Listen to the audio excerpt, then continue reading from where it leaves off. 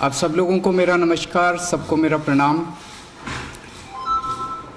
हम सब लोग देख रहे हैं कि हमारी अर्थव्यवस्था, भारतीय अर्थव्यवस्था की स्थिति बहुत अच्छी नहीं है।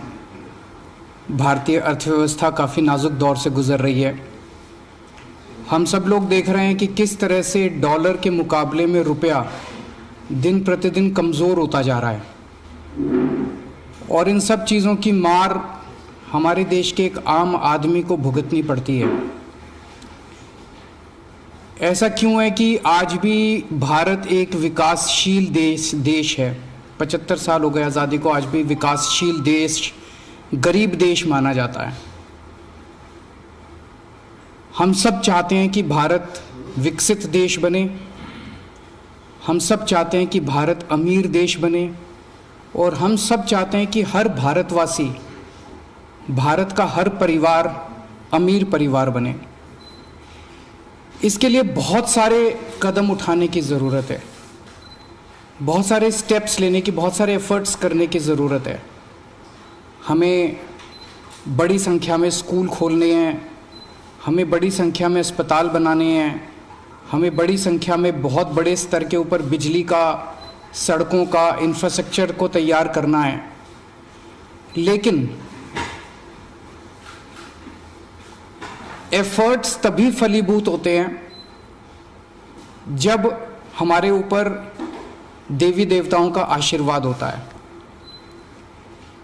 एफर्ट्स करने चाहिए, हम सब लोग अपनी अपनी ज़िंदगी में एफर्ट्स करते हैं, लेकिन हम कई बार देखते हैं कि एफर्ट्स कर रहे हैं, नतीजे नहीं आ रहे।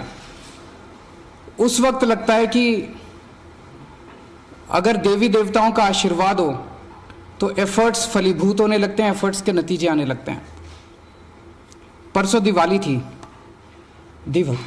दिवाली पे हम सब लोगों ने अपने अपने घर पे श्री गणेश जी और श्री लक्ष्मी जी का पूजन किया। हम सब लोगों ने भगवान से सुख शांति की प्रार्थना की। हम सब लोगों ने अपने अपने परिवार के लिए, देश की समृद्धि के लिए प्रार्थना की। हम ये भी देखते हैं कि जितने बिजनेस करते हैं, व्यापारी हैं, इंडस्ट्रियलिस्ट्स हैं, सब लोग अपने अपने यहाँ अपने कमरे में ज़रूर लक्ष्मी जी की और गणेश जी की मूर्ति लगा के रखते हैं, और रोज़ सुबह काम शुरू करने के पहले उनकी पूजा करते हैं। आज मेरी केंद्र सरकार से, प्रधानमंत्री जी से अपील है, भारतीय करेंसी के ऊपर एक तरफ गांधी जी की तस्वीर है, वो वैसे ही रहनी चाहिए, लेकिन दूसरी तरफ श्री गणेश जी की और श्री लक्ष्मी जी की तस्वीर भारतीय करेंसी के ऊपर लगाई जाए। जैसा मैंने कहा कि हमें अपनी अर्थव्यवस्था को सुधारने के लिए, भारत को आगे तरक्की देने के लिए बहुत सारे एफर्ट्स की ज़रूरत है, लेकिन उसके साथ साथ देवी देवताओं के आशीर्वाद की भी ज़रूरत है। अगर भारतीय करेंसी के ऊपर एक तरफ गांधी जी की तस्वीर है, वो एज इट इज़ रहे, दूसरी तरफ अगर लक्ष्मी जी की और गणेश जी की तस्वीर होगी, तो इससे पूरे देश को उनका आशीर्वाद मिलेगा। लक्ष्मी जी को समृद्धि की देवी माना गया है, गणेश जी जितने विघ्न होते हैं उनको हरने वाला, उनको देवता माना गया है, विघ्न दूर करने वाला देवता माना गया है। तो उन दोनों की तस्वीरें उसके ऊपर लगनी चाहिए। हम ये नहीं कह रहे कि सारे नोट बदले जाएं, लेकिन जितने फ्रेश नोट्स छपते हैं, अभी जो नोट्स हैं वो एज इट इज़ रहें, लेकिन जो हर महीने फ्रेश नोट छपते हैं, वो फ्रेश नोट्स के ऊपर ये शुरुआत की जा सकती है, और धीरे धीरे करते करते सर्कुलेशन में काफ़ी मात्रा में ये वाले नए नोट आ जाएंगे। इंडोनेशिया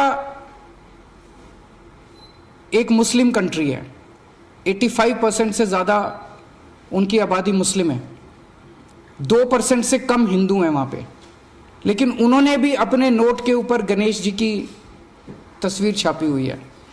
तो मैं समझता हूँ कि ये एक बहुत अहम कदम है जो कि केंद्र सरकार को उठाना चाहिए। आज मैं आप सब लोगों के माध्यम से, मीडिया के माध्यम से, इस देश के 130 करोड़ लोगों की तरफ से केंद्र सरकार से और माननीय प्रधानमंत्री जी से अपील करता हूं कि भारतीय करेंसी के ऊपर लक्ष्मी जी की और गणेश जी की तस्वीर लगाई जाए। अगर इस पर कोई प्रश्न है आपके तो।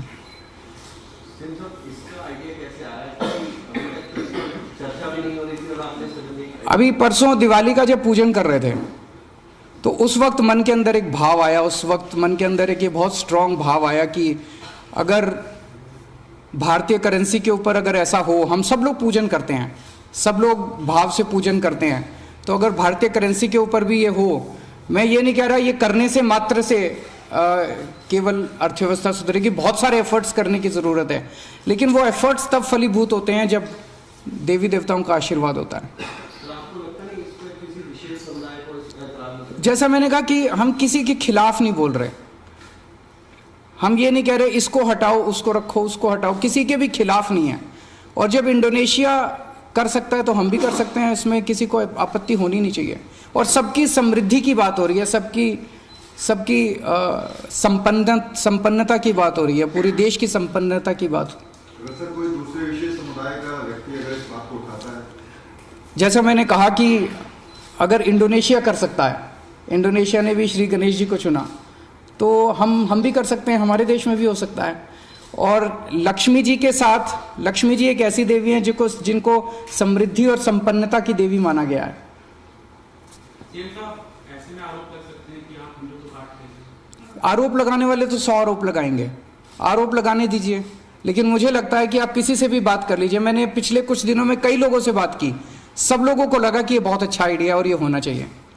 सर, एक तरफ आपकी ये अपील है प्रधानमंत्री नरेंद्र मोदी से, क्या आप कोई प्रस्ताव भेजेंगे कि किस तरीके से? मैं कल परसों में उनको एक चिट्ठी लिखूंगा, कल या परसों, और उस चिट्ठी के माध्यम से भी मैं उनसे अपील करूंगा। सर, दिल्ली में नगर निगम के चुनाव भी अब कभी भी घोषित हो सकते हैं, इसको लेकर पार्टी क्या तैयारी रहेगी? हम पूरी तरह से तैयार हैं और इन लोगों ने जितने भी एफर्ट्स किए चुनाव टालने के, गलत तरीके से इन्होंने डिलिमिटेशन किया, बता रहे हैं इस तरह से कर दिया कि बीजेपी का एरिया एक साथ कर दिया, दूसरे वोट एक साथ कर दिए, जो मर्जी कर लेंगे, लेकिन दिल्ली की जनता इनको नकारने वाली है। गुजरात में इलेक्शन अनाउंस होने वाले हैं, माना जा रहा है कि साथ ही में होंगे, ऐसे लग रहा है कि अटेंशन डाइवर्ट ना हो जाए आम आदमी पार्टी के, लग रहा है ये लोग बहुत सारी कोशिशें करेंगे।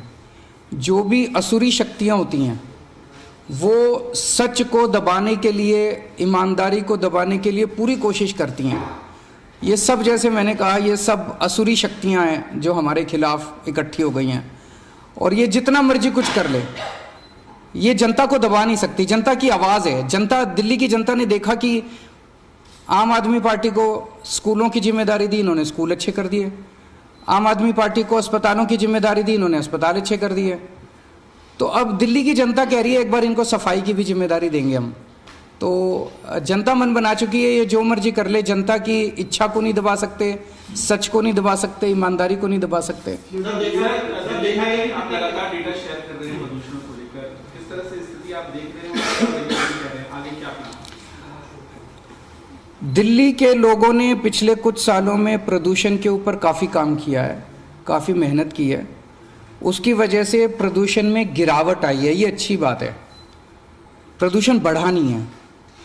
अक्सर देखा गया कि जैसे जैसे विकास होता है वैसे वैसे प्रदूषण बढ़ता जाता है, ज़्यादा व्हीकल्स आते हैं सड़क पे और प्रदूषण बढ़ता है, लेकिन दिल्ली में प्रदूषण बढ़ने की बजाय कम होने लगा है। ये दिखाता है कि हमारे एफर्ट्स सही दिशा में हैं, उन एफर्ट्स में और तेज़ी करने की ज़रूरत है।